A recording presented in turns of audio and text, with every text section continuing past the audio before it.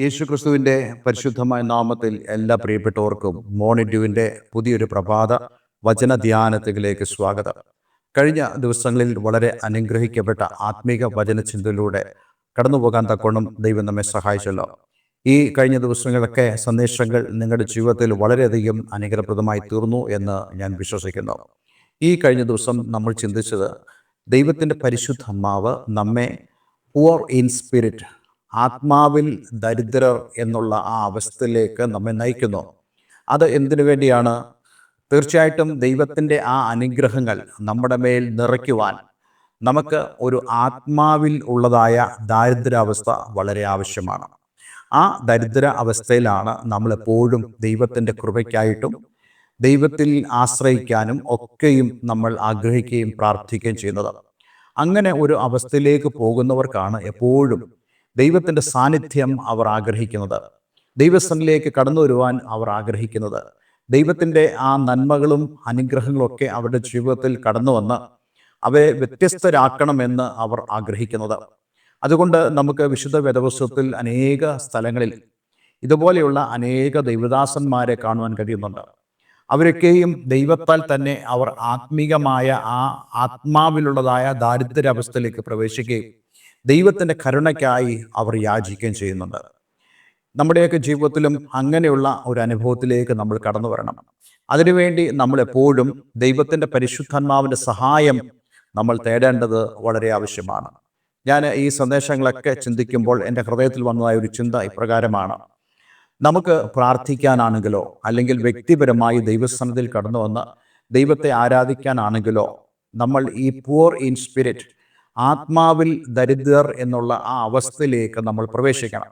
അങ്ങനെ ഉള്ളപ്പോൾ മാത്രമാണ് നമുക്ക് ദൈവസന്നിധിയിൽ നമ്മെ തന്നെ താഴ്ത്താനും അതേ ദൈവത്തിൻ്റെ മുഖമന്വേഷിക്കുവാനും നമുക്ക് സാധിക്കുന്നത്.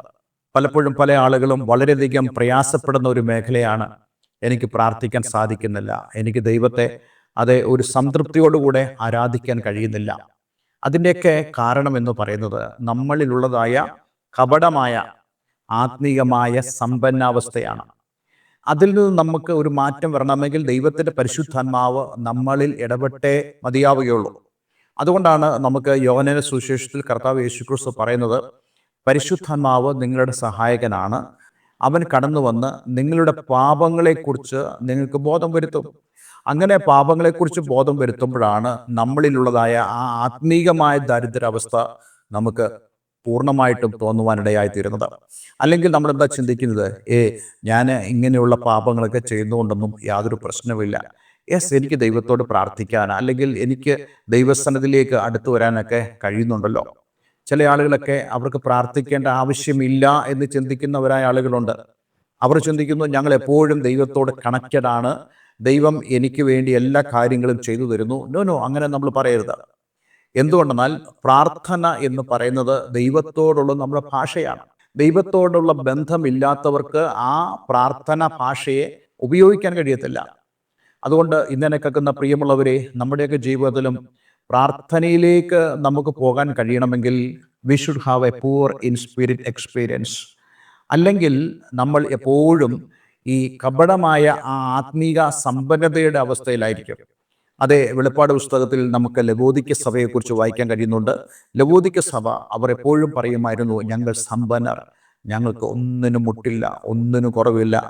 യേശു കർത്താവ് അവരുടെ വാതിൽക്കൽ വന്ന് മുട്ടിയാൽ അവർ പറയുന്ന കാര്യം ഇതുതന്നെയാണ്: ഞങ്ങൾക്ക് വാതിൽ തുറക്കേണ്ട കാര്യമില്ല, നീ ഇങ്ങോട്ട് വരണ്ട കർത്താവേ, നീ ഞങ്ങളോടുകൂടെ അത്താഴം കഴിക്കുവാൻ ആഗ്രഹിക്കുന്നുണ്ട്, ശരിയാണ്, പക്ഷേ ഞങ്ങൾക്ക് ഇപ്പോൾ വിശപ്പോ ദാഹമോ, ആത്മീയമായ വിശപ്പോ ആത്മീയമായ ദാഹമോ ഞങ്ങളുടെ ഉള്ളിലില്ല, അതുകൊണ്ട് ഞങ്ങൾക്ക് നിന്നെ ആവശ്യമില്ല എന്നുള്ള ചിന്തയിലേക്കാണ് പലരും കടന്നു വരുന്നത്.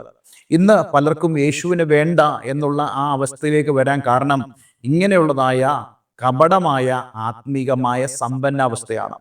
എന്നാൽ പരിശുദ്ധാത്മാവിനാൽ നമ്മൾ സ്പർശിക്കപ്പെടുമ്പോൾ, ദൈവത്തിൻ്റെ പരിശുദ്ധാത്മാവ് നമ്മളിൽ പ്രവർത്തിക്കുമ്പോൾ, നമ്മെ ദൈവത്തിൻ്റെ പരിശുദ്ധാത്മാവ് നമ്മുടെ പാപത്തെക്കുറിച്ച് ബോധം വരുത്തും. പ്രാർത്ഥിക്കാതിരിക്കുന്നത് പാപമാണ് എന്നുള്ള ചിന്തയിലേക്ക് പരിശുദ്ധാത്മാവ് നിങ്ങളെ നയിക്കും. വിശുദ്ധ വേദപുസ്തകം വായിക്കാത്തത് പാപമാണ് എന്നുള്ള ചിന്തയിലേക്ക് പരിശുദ്ധാത്മാവ് നിങ്ങളെ നയിക്കും. ഇന്ന് ഞാൻ ഈ ക്വസ്റ്റ്യൻസ് ഒക്കെ ആളുകളോട് ചോദിക്കാന്നിരിക്കട്ടെ. നിങ്ങൾ പ്രാർത്ഥിക്കുന്നുണ്ടോ? അവർ ഒരുപക്ഷെ പറയും, ഞങ്ങൾ പ്രാർത്ഥിക്കുന്നില്ല, പക്ഷേ എന്നാലും പ്രശ്നമില്ല, എനിക്ക് ദൈവമായിട്ട് നല്ല കണക്ഷനുണ്ട്. നിങ്ങൾ വചനം വായിക്കുന്നുണ്ടോ? ഇല്ല, ഞാനങ്ങനെ വചനമൊന്നും വായിക്കാറില്ല, എൻ്റെ ഉള്ളിൽ വചനമുണ്ട്. അങ്ങനെയല്ല നമ്മളായിരിക്കേണ്ടത്. ഞാൻ നിങ്ങളോട് പറയട്ടെ, നമ്മുടെ പാപങ്ങളെക്കുറിച്ച് ദൈവത്തിൻ്റെ പരിശുദ്ധാത്മാവ് നമ്മളെ ബോധ്യപ്പെടുത്തുമ്പോഴാണ് നമുക്ക് ചിന്തിക്കാൻ കഴിയുന്നത്, വിശ്വസിക്കാൻ കഴിയുന്നത് പ്രാർത്ഥിക്കാത്തത് പാപമാണെന്ന്.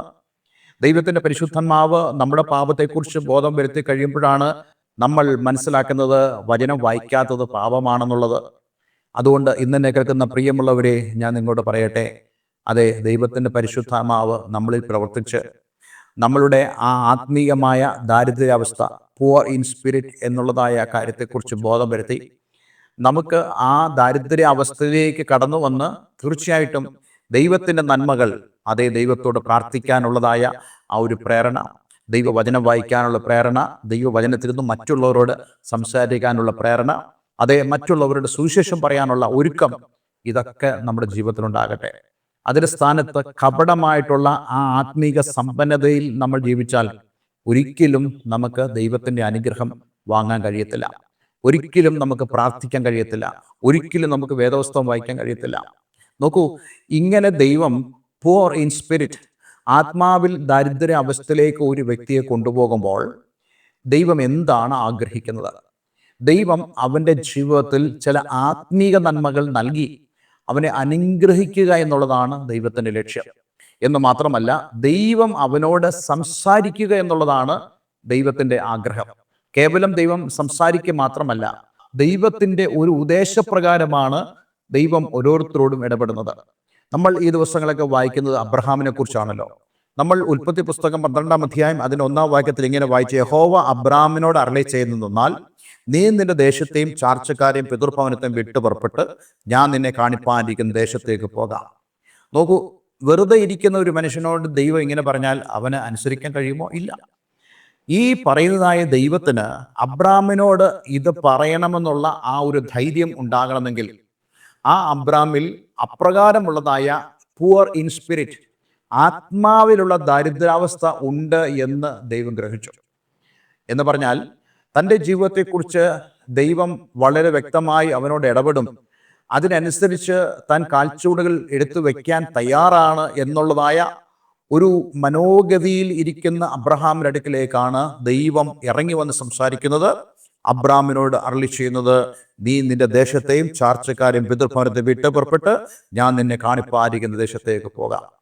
അപ്പോൾ അങ്ങനെയാണെങ്കിൽ ഇവിടെ ഈ പറയുന്ന കാര്യങ്ങൾ അല്ല ദൈവത്തിൻ്റെ അബ്രഹാമിനോടുള്ള ഉദ്ദേശം എന്ന് പറയുന്നത്. മറിച്ച് അവൻ തൻ്റെ ദേശത്തെയും ചാർച്ചക്കാരെയും പിതൃഭവനത്തെയും വിടുക എന്ന് പറയുന്നത് ദൈവം അവന് വേണ്ടി ഒരുക്കുന്നതായ ആ അനുഗ്രഹത്തിൻ്റെ ഫസ്റ്റ് സ്റ്റെപ്സ് ആണ്, ആദ്യ പടികളാണ്. അപ്പോൾ ആദ്യ പടികൾ വെച്ചെങ്കിൽ മാത്രമേ അടുത്ത പടികളിലൂടെ ദൈവം ഉദ്ദേശിക്കുന്നതായ അനുഗ്രഹത്തിലേക്ക് അബ്രഹാമിന് കടന്നു വരാൻ കഴിയത്തുള്ളൂ. അതാണ് നമുക്കിവിടെ കാണുവാൻ കഴിയുന്നത്. നമ്മുടെയൊക്കെ ജീവിതത്തിലും നമ്മൾ മനസ്സിലാക്കുക, ആദ്യ പടികൾ വയ്ക്കാതെ നമുക്ക് ദൈവം ഒരുക്കുന്നതായ ആ നന്മയിലേക്കോ അനുഗ്രഹത്തിലേക്കോ പ്രവേശിക്കാൻ കഴിയത്തില്ല. നമ്മളെപ്പോഴും ആഗ്രഹിക്കുന്ന എന്താ? ദൈവമേ, ഞാൻ ഈ കാര്യങ്ങളൊന്നും ചെയ്യാൻ ഉദ്ദേശിക്കുന്നില്ല. ഞാൻ എൻ്റെ ദേശം, എൻ്റെ ചാർച്ചക്കാർ, എൻ്റെ അപ്പൻ്റെ വീട്ടുകാർ, ഇവരൊക്കെ വിടുക എന്ന് പറയുന്നത് എത്ര വേദനാജനകമായ കാര്യമാണ്. അതുകൊണ്ട് ദൈവമേ, നീ എനിക്ക് വേണ്ടി ഒരുക്കുന്നതായ, അതേ, പിന്നീട് പറയുന്നതായ, ഞാൻ നിന്നെ വലിയൊരു ജാതിയാക്കും, നിന്നെ അനുഗ്രഹിച്ച് നിൻ്റെ പേര് വലുതാക്കും, നീ ഒരു അനുഗ്രഹമായിരിക്കും, നിന്നെ അനുഗ്രഹിക്കുന്നവരെ ഞാൻ അനുഗ്രഹിക്കും, നിന്നെ ശപിക്കുന്നവരെ ഞാൻ ശപിക്കും. ആ അനുഗ്രഹമല്ല എനിക്ക് ഈ ഫസ്റ്റ് സ്റ്റെപ്പ് വയ്ക്കാതെ തന്നാൽ ഞാൻ എത്ര ധന്യനായി എന്നറിയാമല്ലോ എന്നായിരിക്കാം ഒരുപക്ഷെ നമ്മൾ ദൈവത്തോട് ചോദിക്കുന്നത്. ഇന്ന് പല ആളുകളും ഇങ്ങനെയാണ് ആഗ്രഹിക്കുന്നത്, ഇൻസ്റ്റന്റ് ബ്ലെസ്സിങ്സ് ആണ് ആഗ്രഹിക്കുന്നത്. അവർക്ക് ഫസ്റ്റ് സ്റ്റെപ്പ് വയ്ക്കുവാൻ കഴിയാത്തതായ അവസ്ഥകളാണ്. പക്ഷേ ഞാൻ നിങ്ങളോട് പറയട്ടെ, ദൈവം ഈ ആധുനിക സമൂഹത്തിന് യോജിച്ച രീതിയിലല്ല ദൈവം പ്രവർത്തിക്കാൻ പോകുന്നത്. മറിച്ച് ദൈവത്തിൻ്റെ പ്രമാണം എന്നേക്കുമുള്ളതാണ്. സ്വർഗത്തിൽ എന്നേക്ക് സ്ഥിരമായ ദൈവത്തിൻ്റെ പ്രമാണം, ആ പ്രമാണം വിട്ട് ദൈവം ഒന്നും തന്നെ ചെയ്യത്തില്ല. നോക്കൂ, ദൈവം നമുക്ക് വേണ്ടി ശ്രേഷ്ഠമേറിയ അനുഗ്രഹങ്ങളാണ് വെച്ചിരിക്കുന്നത്. പക്ഷേ അതിൻ്റെ ഫസ്റ്റ് സ്റ്റെപ്പ് എന്ന് പറയുന്നത് വി ഷുഡ് ഒബേ, നമ്മൾ അനുസരിക്കേണ്ടത് വളരെ ആവശ്യമാണ്. അതേ അബ്രഹാമിനോട് ദൈവം പറയുന്നത്, ദൈവം അവനെ ആത്മാവിൽ ദരിദ്രനാക്കി ദൈവം പറയുന്നതായ ഏത് കൽപ്പനകളെയും അനുസരിക്കുന്നതായ ആ മനസ്സോടെയും താഴ്മയോടെയും അതേ ദൈവത്തോടുള്ള ആ തുറന്ന ഹൃദയത്തോടും അനുസരണബോധത്തോടും കൂടെ അബ്രഹാം ആയിരിക്കുമ്പോൾ ദൈവം അബ്രഹാമിനോട് പറയുന്നു, നീ നിന്റെ ദേശത്തെയും ചാർച്ചക്കാരെയും അതേ പിതൃഭവനത്തെ വിട്ട് ഞാൻ നിന്നെ കാണിപ്പായിരിക്കുന്ന ദേശത്തേക്ക് പോകാം. അബ്രഹാമേ, ദിസ് ഇസ് ദ സ്റ്റെപ്പ് 1. ഇത് ആദ്യത്തെ പടിയാണ്.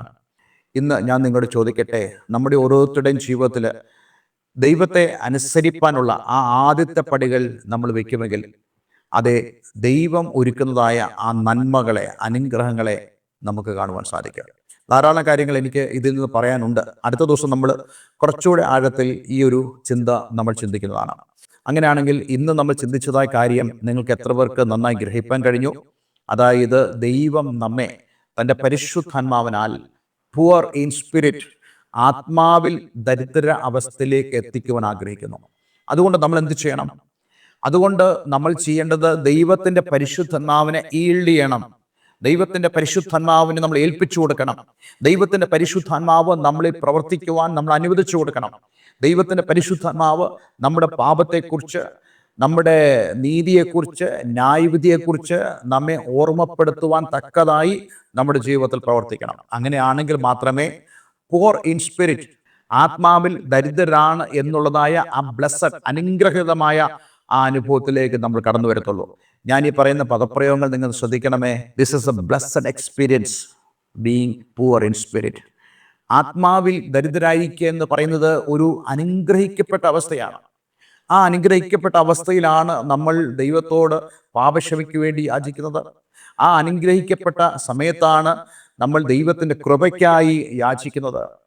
നോക്കൂ, നെഹമ്യാവ് തൻ്റെ ദേശത്തെക്കുറിച്ച് കേട്ടപ്പോൾ താൻ ജോലി ചെയ്തുകൊണ്ടിരുന്ന സ്ഥലത്ത് അവൻ ഇരുന്ന് ദൈവസ്ഥലിൽ കരയാനും പ്രാർത്ഥിക്കാനും ദൈവത്തെ ആശ്രയിപ്പാനും ദൈവത്തിന് പ്രവൃത്തിക്കായി ചോദിക്കാനും തന്നെ തന്നെ താഴ്ത്തുവാനും ഒക്കെയും ആ ദൈവദാസൻ സമയമെടുക്കുന്നു. അതേപോലെ നമ്മൾ കഴിഞ്ഞ ദിവസം മുടിയനായ പുത്രന്റെ കാര്യം കണ്ടു. അതേ, അവൻ്റെ ജീവിതത്തിലും അവൻ്റെ പാപത്തെക്കുറിച്ച് അവന് ബോധം വന്നപ്പോൾ അവന് പറയുന്നു, അപ്പാ ഞാൻ സ്വർഗത്തോടും നിന്നോടും പാപം ചെയ്തിരിക്കുന്നു, അല്ലേ? അതുപോലെ തന്നെ നമ്മുടെ ജീവിതത്തിലും നമുക്ക് ഇപ്രകാരം ദൈവത്തോട് നമ്മുടെ പാപങ്ങളെ ക്ഷമിക്കുവാൻ നമ്മൾ പ്രാർത്ഥിക്കണം. നമ്മൾ പാപിയാണെന്നുള്ള ചിന്തയിലേക്ക് നമ്മൾ കടന്നു വരണം. നോക്കൂ, ഇന്ന് എന്താണ് കാണുന്നത്? പലരും പഫ്ഡാണ്, വീർത്തിരിക്കുന്നവരാണ്, ചീർത്തിരിക്കുന്നവരാണ്. അവർ ചിന്തിക്കുന്നു, ഞങ്ങൾ പെർഫെക്റ്റ് ആണ്, ഞങ്ങൾക്ക് യാതൊരു കുറവുമില്ല, ഞങ്ങൾ പ്രാർത്ഥിക്കുന്നില്ലെന്നുള്ളത് ശരിയാണ്, പക്ഷേ ഞങ്ങൾ എപ്പോഴും ദൈവത്തോട് കണക്റ്റഡ് ആണ്. ഞങ്ങൾ വചനം വായിക്കുന്നില്ലെന്നുള്ളത് ശരിയാണ്, ഞങ്ങൾക്ക് വചനം മുഴുവൻ അറിയാം. നോ, ഇതല്ല വേണ്ടത്. എനിക്ക് വചനമൊന്നും അറിയില്ല, അല്ലെങ്കിൽ എനിക്ക് വചനത്തിൽ വേണ്ടതായ പ്രാവീണ്യമോ പ്രാഗൽഭ്യമോ ഇല്ല, എനിക്ക് കൂടുതൽ ദൈവവചനം അറിയണം.